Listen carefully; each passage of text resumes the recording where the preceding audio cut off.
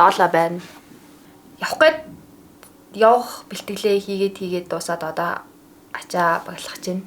Би нөгөө нэг саяхан шүдээ цайруулсан баггүй юу? Угаасаа явахын чинь өмнө шүдмүдээ айгуу сайн эмчлүүлэх ёстой юм байлээ шүү. Тэгээ баахан эмчилгээ хийлгээд хамгийн сүүлд нь шүдэндээ цайралт хийлгээсэн. Тэгээд 1-5 нор цайрсан байлээ. Миний шүдийг шарлуулж байгаа гол зүйл кофе, нэг жижигэн массажлбарт орсон юм.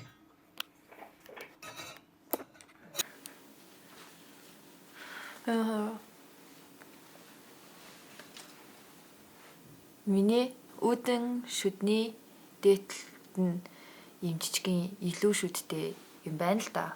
Тэгээ тэрийг ерөөсөө мэдээгүй саяхан мэдсэн байхгүй юу? Тиймэрхүү илүү шүдтэй бол заавал ахуулах ёстой гинэ. Тэгэхгүй болохоор буудлын дотроо янз бүр олчих юм бол тэр нь өрөвсөд бүр амар том асуудал үүсгдэг гэдэг. Одоо хавдар нь буугаад гайг болсон. Гэтэл ингээл хавдартай яг ингээ харах юм бол эндээсээ ингээд яваад тэгсэн чинь өчигдрөөс эхлээд ингээ хорсож ирсэн. Эн дээр нь хомхоо гарч юм ааш. Ингээ юм гарсан. Тэг амар хэцүү байна. Энийг л үздэг. Шархыг нь айтайхан эдгэхийн тулд тэгээс ковид мовидас сэргийлж байгаа нэгэд уг нь тамидинаар бас зайдаадсэн чинь ингээд шүтэн дээр өнгөр тогтоод тэднийг анзаарч харсан. Тэгээд анзаараад идэм билээ штэ амар тэнийг. Тэгээ шал тэнийг харагдаад харна цайралт хийлгүүлсэн. Ёо гэтээ штэ тий би цайралтыг тийм амар өвсдөг гэж бодоогүй. Яг дөнгөж хийлгүүлж эхлээл 3 шүд бүр амар янгинаж өвдөөл тэгэл дуусны дараа юу нь бол бүтэн өдөржингөө ингээд бүх шүүднүүд ээлжилж янгинаад амар өвддөг юм билээ. Яг тэр нөгөө нэг хүмүүс нэг юм аппарат зүгүүд идэв штэ тэр яг өвддөг үгүйг бол сайн мэдэхгүй байна. Гэтэ ямар ч эмнэлэг дээр очиж цайралт хийлгүүлэх юм бол би бас нэг талдаа аюулгүй байж магадгүй гэж утсан. Нөгөө талдаа хурдан мэдээж гэтээ өвддөг. Нэг өдөр бол яг өвддөг юм билээ. Нөвчин намдах юм уугаад ямар ч нэмэргүй шүдний мэдрэлт яг л очиж нөлөөлж харагдаж.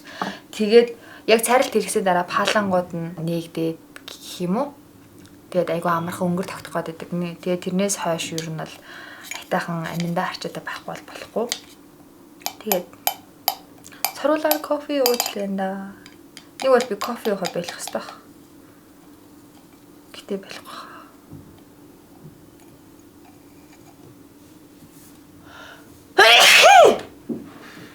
Ёй. За. Одоо юма бэлдэн.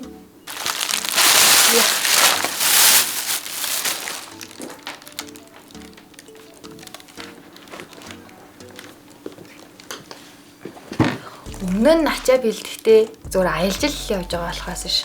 Одоо яг амьдрын гэд бодсон чинь жахан сонир. Монголчууд чинь заавал архивж явдсан шүү дээ. Уламжлаад байгаа. Энэ миний амар дуртай готл. Тийм учраас ядч байсан гэсэн авч явна.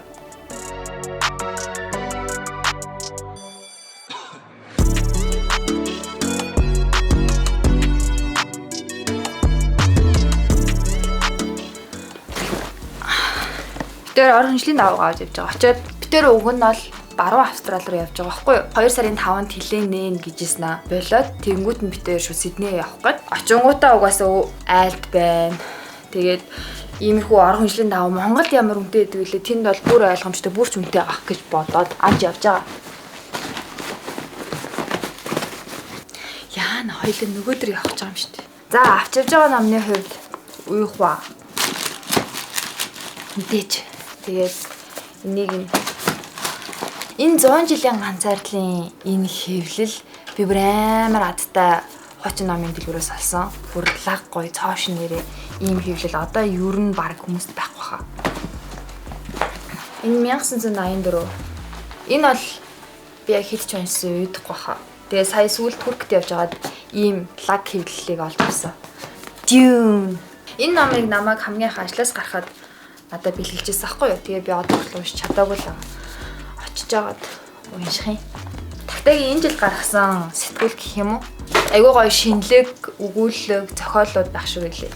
Тэгээ нэг ч гэсэн гоё шин зохиолчтой танилцах юм билүү. Өмнө нь бүтэн цагийн ажил хийдэг байхад миний угаасаа ихэнх хувцас дандаа хар өнгөтэй байдаг гэсэн баггүй юу. Тэгээ одоо тэгэхээр болцсон ч хувцснууд арай өнгөлөг болоод Тэгсэн чи халуун газар руу явах болсон чи ховцонд бүр цагаан хөхтэй болоно.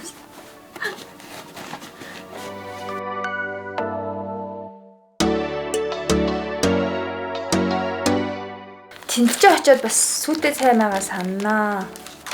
Тэгээ яг гоё тийм нөгөө сүтэ цай чамдаг идэ мэдээ байхгүй байх гэж. Хэдэн жил ч уух юм байгаа юм бүүн. Ядарч мадраал юу яац үед чинь сүтэ цай уунгот ёо тэгээд бас юм борцноо тавсан. Ямар ч исэн яг өөртөө бэлдээд авч яваад баригдах юм бол амар өндөрт харгуултай. Тэгэхээр ийм нөгөө нэг ISO энэ гэсэн юутай ингээд бэлдсэнийг авч явбал арай дээр байх гэж бодоод.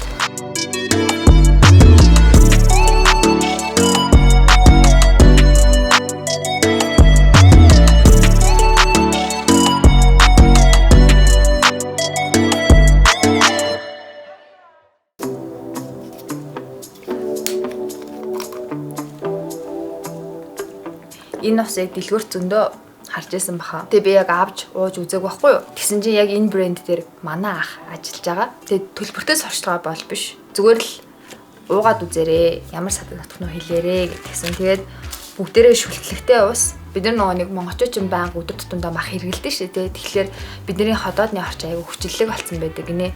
Тийм учраас заавал шүлтлэг ус ууж ходоодны орчныг тэнцвэржүүлж явах ёстой. Тэгээ одоо энэ жишээлх юм бол black goji berry гэж байгаа хгүй. Энийг нь хийгээд тийм цэнхэр өнгөтэй болчдөг. Энэ нь болохоор 70 гаруй төрлийн эрдэстэй. Тэгээ бүх ус нь бүгдээрээ pH 7-оос дээш 8.5 хүртэл. Ууж үзег бол дэлгүүрт харах юм бол аваад зүгээр сонирхоод уугаад үзээрэй.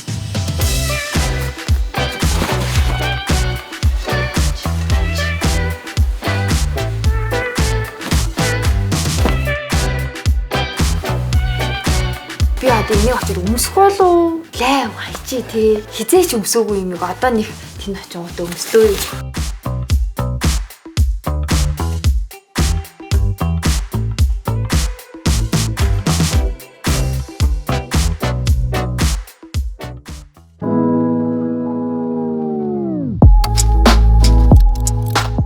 Одоо ингээд YouTube дээр бичлэг хийгээд байхлаар гадны брэндүүдээс аяг их тийм янз сандууд ирдэг юм билээ. Тэр дундаас одоо хамгийн таалагдсан болохоор Tine гэдэг брэнд гэсэн баггүй юу? Хамгийн таалагдаад сонгосон зүйл нь болохоор ийм. Уг нь бол хар өнгөтэй байсан. Халуун дулаахан газар очиж байгаа юм чинь жаахан ингээд авдаггүй юм аа гэж үзье гэж ийм өнгөтэйг авсан. Тэнд очиод хичээлдээ явхад хэрэгтэй бүх юм багтна. Хамгийн гол нь ингээд яг оюутан хүн таацсан зүйл байна. Тэгэнгүүтээ юм шилнүүд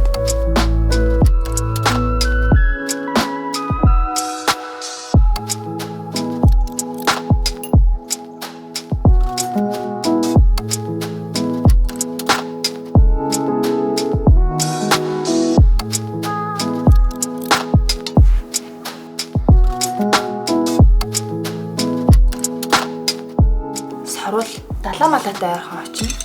Тэгээ саруул ер нь бол яг далаад хаягдаад далайн амьтдад хамгийн их одоо хор хөнөөлтэй хаяг гэх юм уу.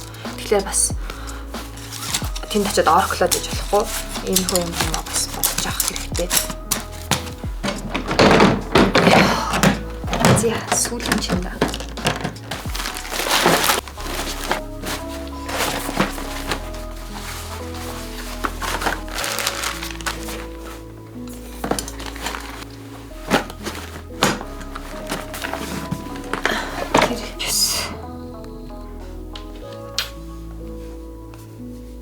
Дуслаа. Одоо болохоор лаптоп биомунуудаа хийгээл үрэл тэгэл болоо. Одохгүй Австралиас дараагийн бичлэгээр уулзъя. Бай. Сайн суугаарай.